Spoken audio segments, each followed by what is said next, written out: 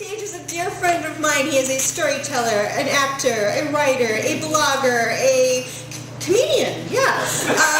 That should have gone first. God, I'm the girl with the new meds. Okay. He has all of these wonderful things. You can see his blog and all of his wonderful things and writings and thoughts on, was it TV Confidential? Yes. tvconfidential.com. You can hear him here every Wednesday. He is one of the co-producers of Story Salon. He's a dear friend of all of ours and freaking funny, Tony Figueroa.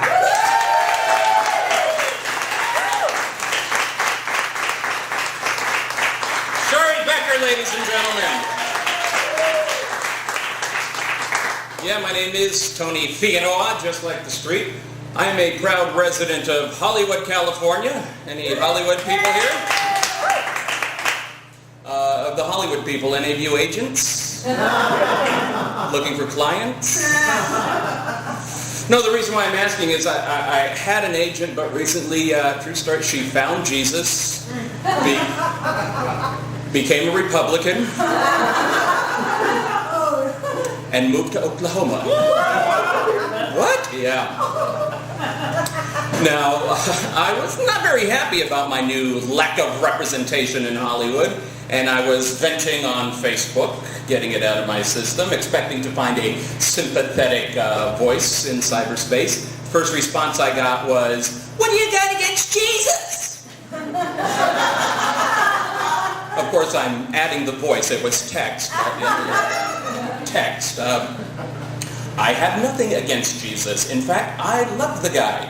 I love his work. Jesus is cool. Happy face emoticon. Next paragraph. It's his followers that get on my freaking nerves. Angry emoticon.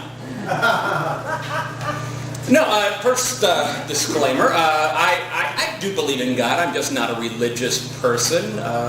To me, I always saw religion as this never-ending array of middle managers that keep you from getting to the boss. I have enough bureaucracy in my life. I do not want any associated with my afterlife.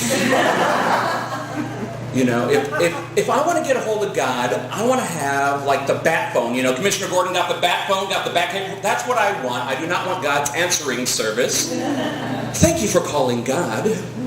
Due to the high volume of callers, your wait time might be 2 millennia. Or you can choose one of the following options. For forgiveness, press 1. For penance, press 2. For blasphemy, press the pound sign over and over. Bingo. Actually, I think nowadays they're just going to route my prayers through India.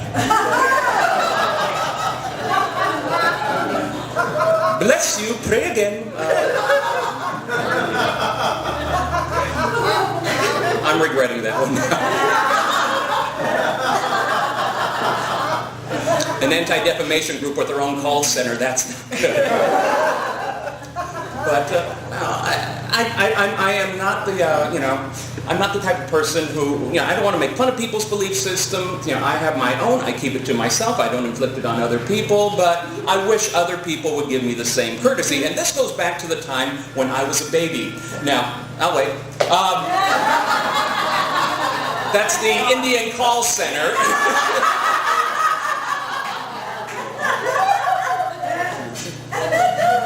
His phone name is Bob, by the way.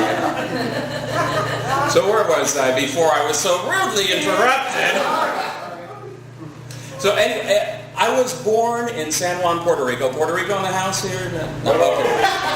Didn't think so. Mom, Swedish liberal atheist. Dad, Puerto Rican, conservative Catholic of convenience.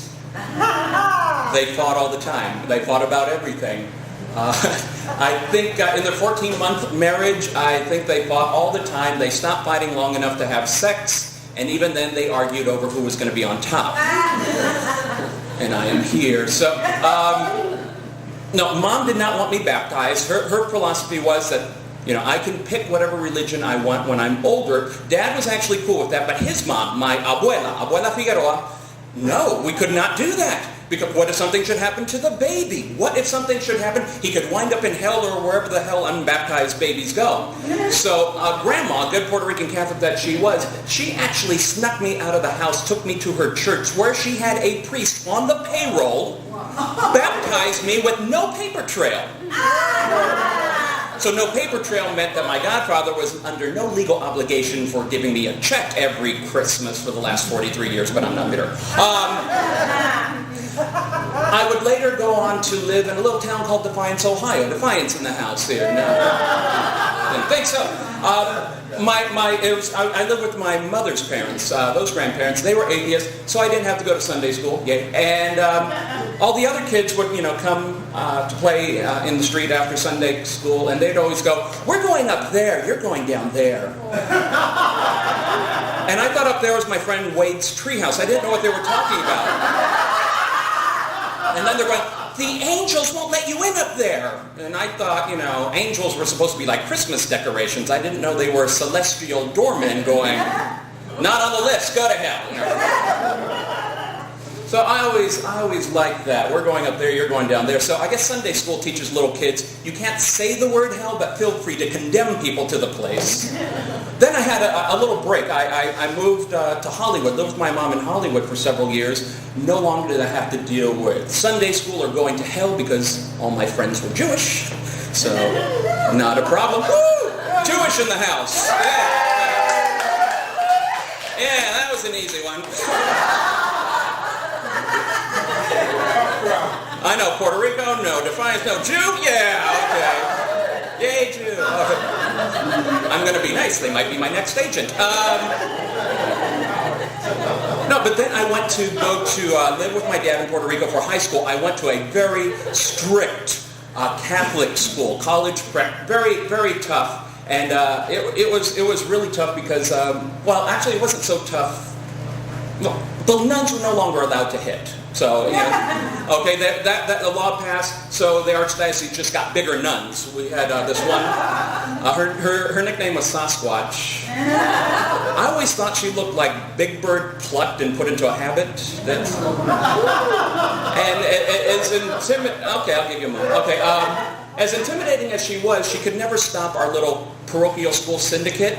If you wanted to do a book report on Don Quixote, we got a guy at St. Ignatius. He'll hook you up. If you wanted a date that was a sure thing, Sacred Heart All-Girls School. Guaranteed. Of course, the drugs were provided by the Wesleyan Evangelical School. True story. So the evangelicals, they didn't do the drugs, but they sold them to the Catholics. And so I being Catholic, the biggest sin I ever did in Catholic school, I ate a pepperoni pizza on Friday during Lent. Ooh, yeah, explain that to the Jews. Okay. Can you imagine going to hell for a pepperoni pizza? You're surrounded by pedophile priests and rapists, murderers, 19 guys looking for 72 virgins. And heaven is a nicer place, but everybody must have anchovy breath. Oh, that offended you. I found my baseline. Great. Anchovies. Oh, don't go there. Piss off the Indians, but don't bring up anchovies. So anyway, you can see where my thoughts come from, especially, I would go to a Pentecostal church for Sunday school, fire and brimstone preachers and things like that. So I had all these influences, but it still bugs me. I'm very proud to be a resident of Hollywood. I'm very protective of my hometown, or my adopted hometown. And I get pissed off when I see all these people on the TV talking about how the people in Hollywood are unraveling the moral fabric of America.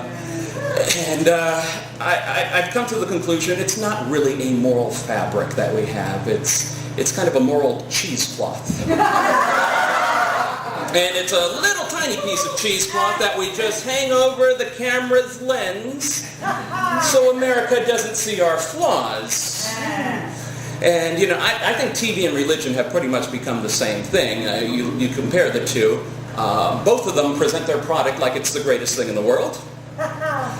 Both of them cater to the lowest common denominator. And both of them never require their audience to think. My name's Tony Figueroa. Good night.